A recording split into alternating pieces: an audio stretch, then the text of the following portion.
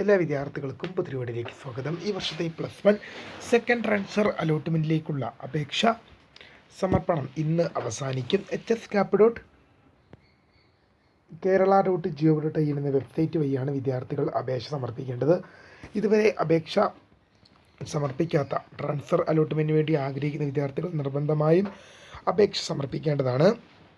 അല്ലാത്ത പക്ഷം നിങ്ങൾക്ക് സ്കൂൾ മാറ്റത്തിനും കോമ്പിനേഷൻ മാറ്റത്തിനും ഇനിയൊരു അവസരം ഉണ്ടായിരിക്കുന്നതല്ലെന്ന് വിദ്യാർത്ഥികൾ ഓർത്തിരിക്കേണ്ടതാണ്. അതോടൊപ്പം അപേക്ഷിക്കുമ്പോൾ വിദ്യാർത്ഥികൾ നിർബന്ധമായും ശ്രദ്ധിക്കേണ്ട കാര്യങ്ങൾ: ലാസ്റ്റ് ഡേറ്റ് മെയ് 31, ഇന്ന് വൈകിട്ട് 4 മണി വരെയാണെന്ന് വിദ്യാർത്ഥികൾ ഓർത്തിരിക്കുക.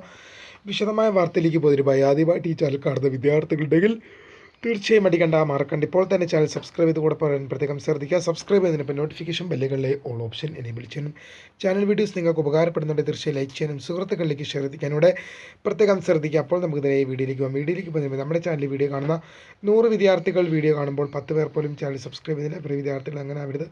തീർച്ചയായും സബ്സ്ക്രൈബ് ചെയ്യുക, നോട്ടിഫിക്കേഷൻ ബെല്ലുകളിലെ ഓൾ ഓപ്ഷൻ എനേബിൾ ചെയ്യുക. ചാനൽ വീഡിയോസ് ഉപകാരപ്പെടുന്നുണ്ട് തീർച്ചയായും ലൈക്ക് ചെയ്യുക, സുഹൃത്തുക്കളിലേക്ക് ഷെയർ എത്തിക്കുക. അപ്പോൾ നമുക്കിതിനെ വീഡിയോയിലേക്ക് പോകാം.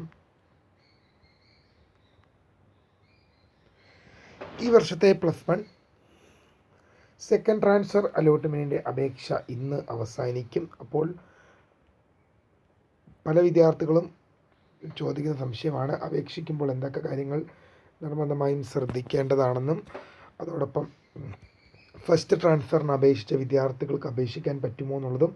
അതൊന്നും ഒരു പ്രശ്നമുള്ളതല്ല. ഫസ്റ്റ് ട്രാൻസ്ഫർ അലോട്ട്മെൻറ്റിൽ നിങ്ങൾക്ക് അപേക്ഷിച്ചു, അലോട്ട്മെൻറ്റ് കിട്ടിയൊരു വിദ്യാർത്ഥിയാണെങ്കിൽ കൂടിയും നിങ്ങൾക്ക് സെക്കൻഡ് ട്രാൻസ്ഫർ അലോട്ട്മെൻറ്റിനായി അപേക്ഷ സമർപ്പിക്കാം. അതിന് യാതൊരു രീതിയിലുള്ള തടസ്സങ്ങളോ കാര്യങ്ങളോ ഒന്നും ഉണ്ടായിരിക്കുന്നതല്ലെന്ന് വിദ്യാർത്ഥികൾ ഓർത്തിരിക്കുക.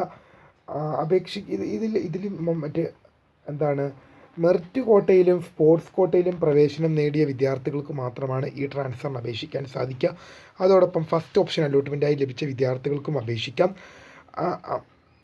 ഇനി കമ്മ്യൂണിറ്റി കോട്ട, അൺഎയ്ഡഡ് കോട്ട, മാനേജ്മെൻറ്റ് കോട്ടകളിൽ പ്രവേശനം നേടിയ വിദ്യാർത്ഥികൾക്ക് ഇതിനായി അപേക്ഷിക്കാൻ സാധിക്കുമോ എന്നുള്ളത് നമുക്കില്ല എന്ന് പറയേണ്ടി വരും. കാരണം അതിനെക്കുറിച്ച് സർക്കുലറിലൊന്നും പറയുന്നില്ല. സ്പോർട്സ് കോട്ട അലോട്ട്മെൻറ്റ് നേടിയവർക്കും മെറിറ്റ് കോട്ട പ്രവേശനം നേടിയ വിദ്യാർത്ഥികൾക്കും മാത്രമാണ് ഈ ട്രാൻസ്ഫർ അലോട്ട്മെൻറ്റിൽ അപേക്ഷിക്കാൻ അവസരം ഒരുക്കിയിട്ടുള്ളൂ. എന്തായാലും ലാസ്റ്റ് ഡേറ്റ് ഇന്ന് വൈകുന്നേരം 4 മണിയാണ്.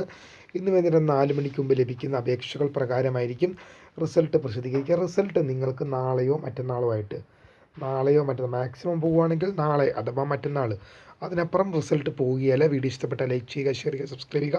My name is Kariya, the founder of Kariya for the career academy. Thank for watching. By.